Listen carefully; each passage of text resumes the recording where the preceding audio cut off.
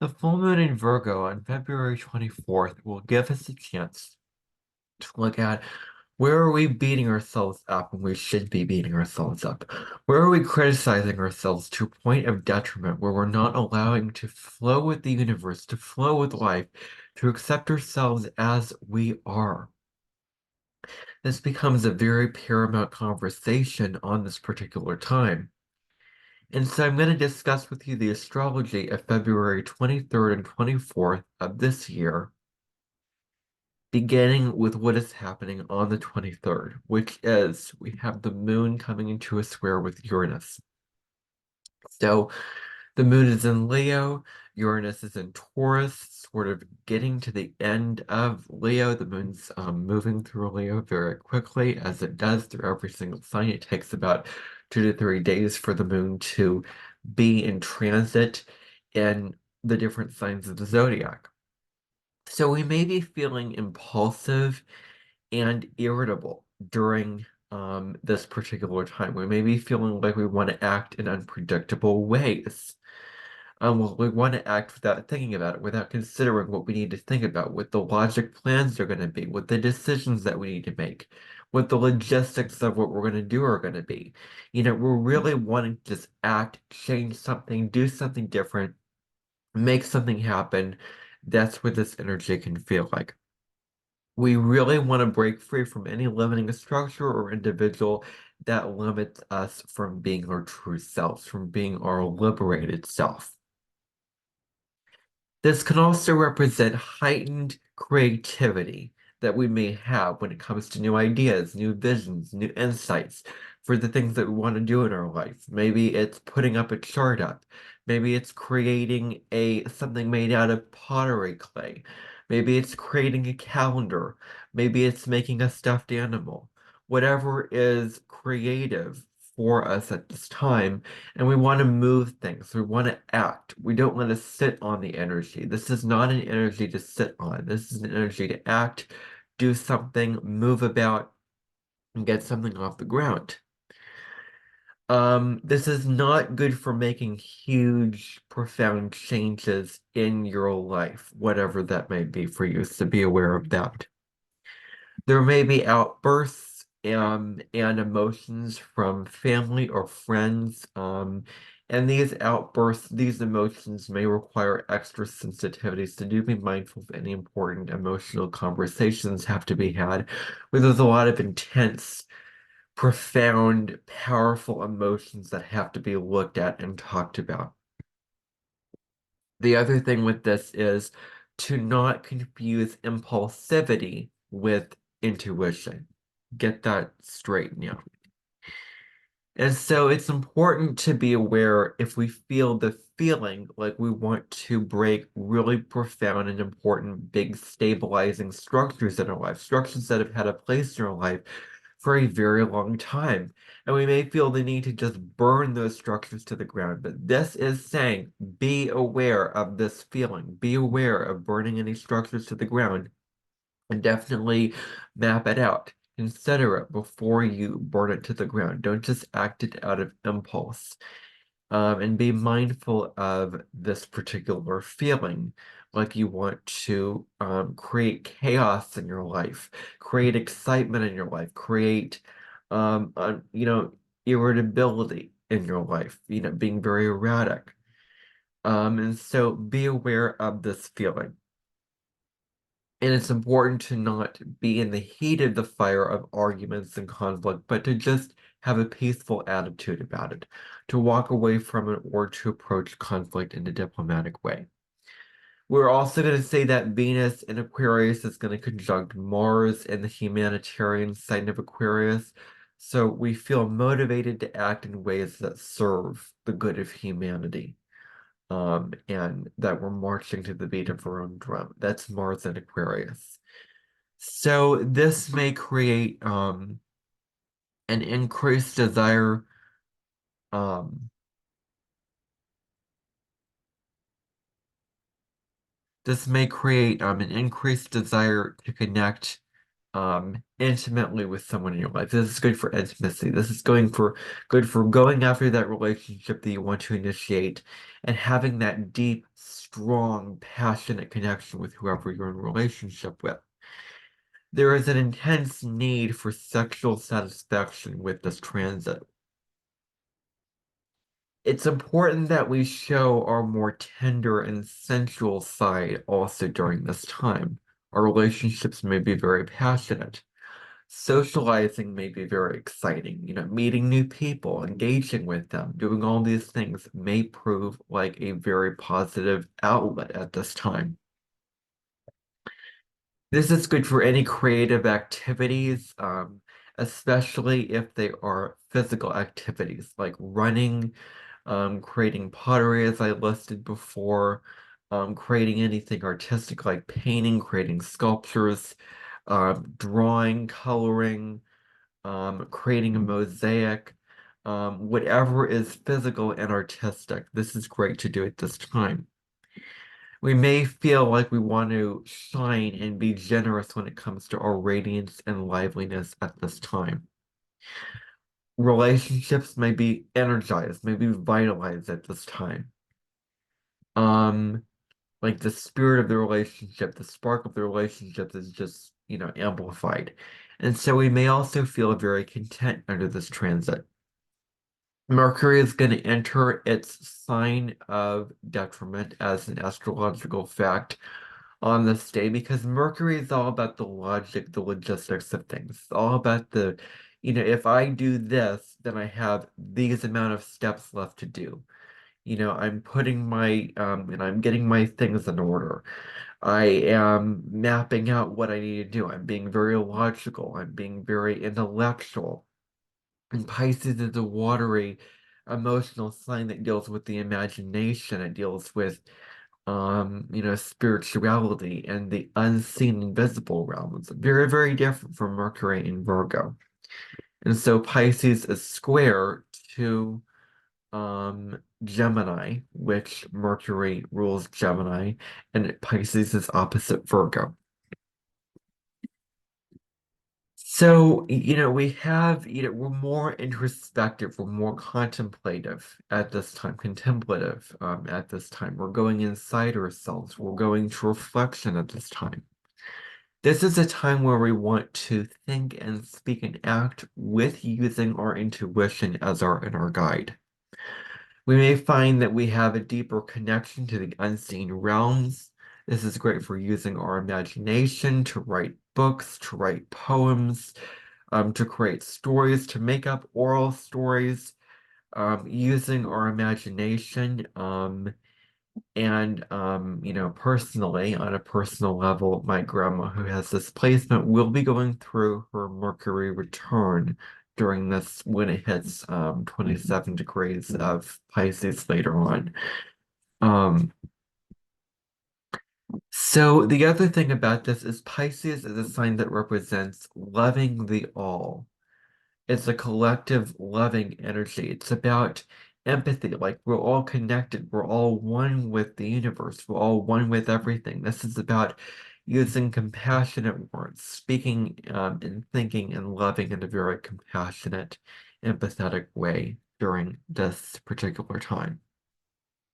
We may be feeling on a very, very deep and emotional level at this time. And our decisions may be not based in the logic, but the intuition, and the intuition contradicts logic, which is why Mercury is in a very, very different foreign energy when it's in Pisces. Because Mercury is all about using your logic and your intellect. Pisces is very non-logical, very disorganized. It's about the intuition. Now we're also going to see that the moon is going to oppose Mercury as well. So when the moon opposes Mercury, this is harder to understand your feelings and express your feelings. This creates difficulty with that. This may bring about confusion and irritability. as well, feeling, our moods are sort of, we're having mood swings and things of that nature. It's very, very important to breathe and do what makes us feel in balance at this time, whatever that may be for you. Is it meditating? Is it getting outside in nature? Whatever brings you in a place of calm, zen, and balance. This is the time to go into reflection about our feelings.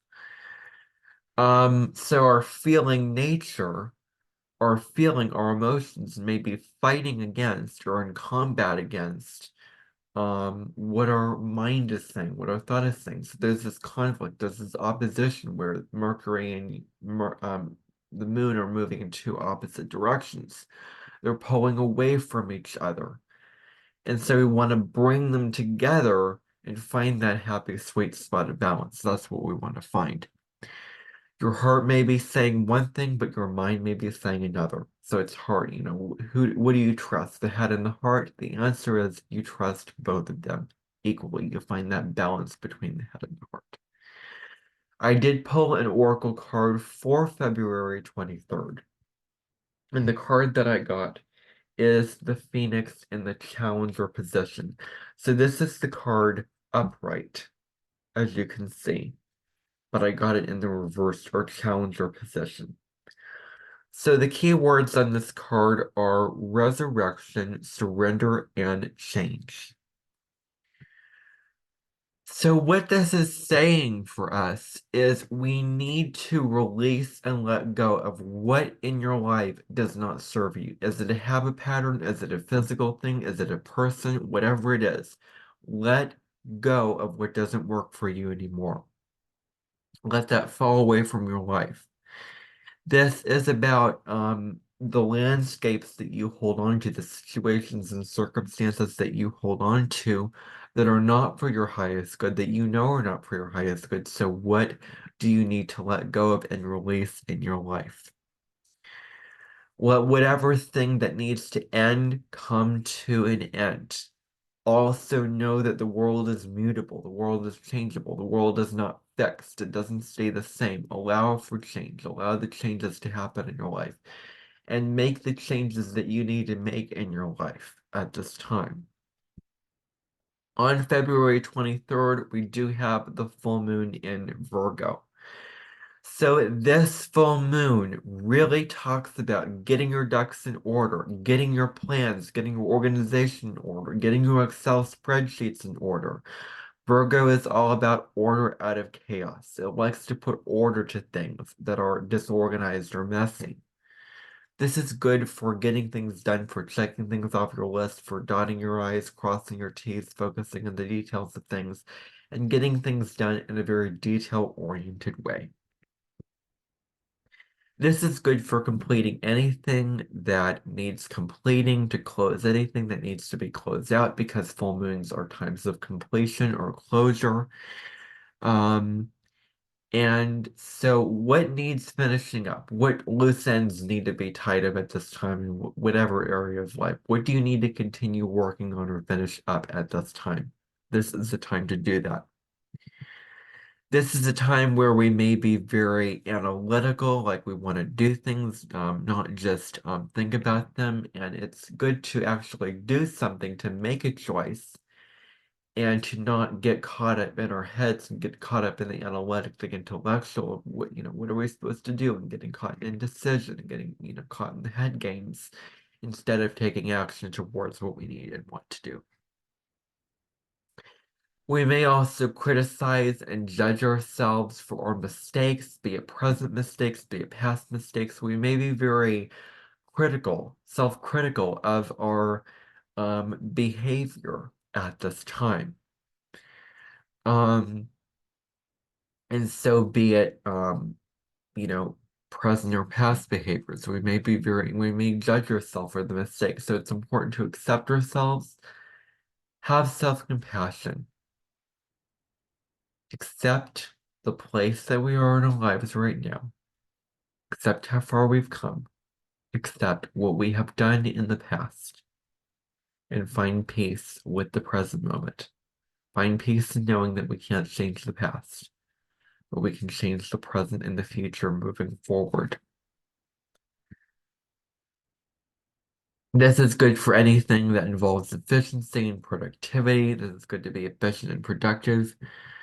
It's important to do things where you're looking after your mental and your physical health at this time. To do the self-care things. This is a very self-care oriented lunar event. We're also going to say that Venus in Aquarius is going to square Jupiter in Taurus. So this energy is the two benefics interacting. Even though it's a square, it still yields positive outcomes. So this is wonderful for having fun, for doing leisure and entertainment activities, for doing the things that bring you joy. It's not the best energy for committing to the hard work, putting your motivation in the hard work that you need to get done because of the positive, uplifting energy that this can bring. You may be feeling in a happy, optimistic, and festive mood at this time. This is also great for socializing with people in your life. Now, the real warning for this is because Jupiter is such an open-minded energy, and because it's a square, and Venus is the planet of relationships, it's all about socialization. We need to be careful that we're not lowering our standards when it comes to dating. Also, we want to also be mindful that we're not falling into gluttony at this time, overindulging in things. We want to, have moderation when it comes to the things that we're overindulging in. And we also need to not get caught in overspending. We need to make sure that we're not overspending our money. Overspending on things that we're attracted to, because Venus is an energy that's all about what we're attracted to, what we find beautiful in our life. And so then we have the moon coming into a trine with Jupiter. So this is really positive energy. This is about emotional growth and self-understanding. We may feel more open to sharing our feelings with loved ones at this time. Um, this is also wonderful energy for socializing, meeting people, interacting with people. You may feel more creative and like your imagination. You may feel like you have more creativity, or your imagination is heightened. Where you can create anything, you can imagine anything and manifest it in your reality. You may feel more open and honest when it comes to expressing your emotions as well. We then have the moon coming into an opposition with Saturn. So this represents you're feeling disconnected, you're feeling cut off, not connected in your relationships. There's a cold, detached, hard, rock hard energy when it comes to your relationships. It's not the most warm and emotional and nurturing time for relationships. It may also be challenging for you to express your emotions. You may also feel depressed and lonely at this time, so be aware of that. You may also feel burdened by your responsibilities of things that you have to do in your life for other people, your obligations, all these kind of things, that you have to do. There may be a burden when it comes to that at this time. This is good to reflect on your emotions, to sit with your feelings and integrate whatever you need to integrate. The card that I pulled for February 24th is the Fire Prince in the upright or ally position, as you can see. Let me just zoom out so you can see that. So the key words on this card are optimism and aggression. So this makes a lot of sense because we have because of the aspects going on. So this is about us needing to take confident and assertive action towards reaching our goal. What is the goal that you want to reach in this life? What do you want to get to? What do you want to get done? Now is the time to be confident and assertive in your approach when it comes to that. Um, Circumstances and synchronicities may come together in the perfect way so that you can manifest what you want to manifest in your life and create the reality you seek. Now is the time to create that reality. And so you may feel this is a time for feeling more optimistic, for being more optimistic. And you may feel more enthusiastic at this time. So go after what makes you feel optimistic, enthusiastic, and share that feeling with others. Yeah. All right, everybody, that is your astrology for February 23rd and 24th, and your oracle reading for these 2 days. I hope you enjoyed this video. Bye for now.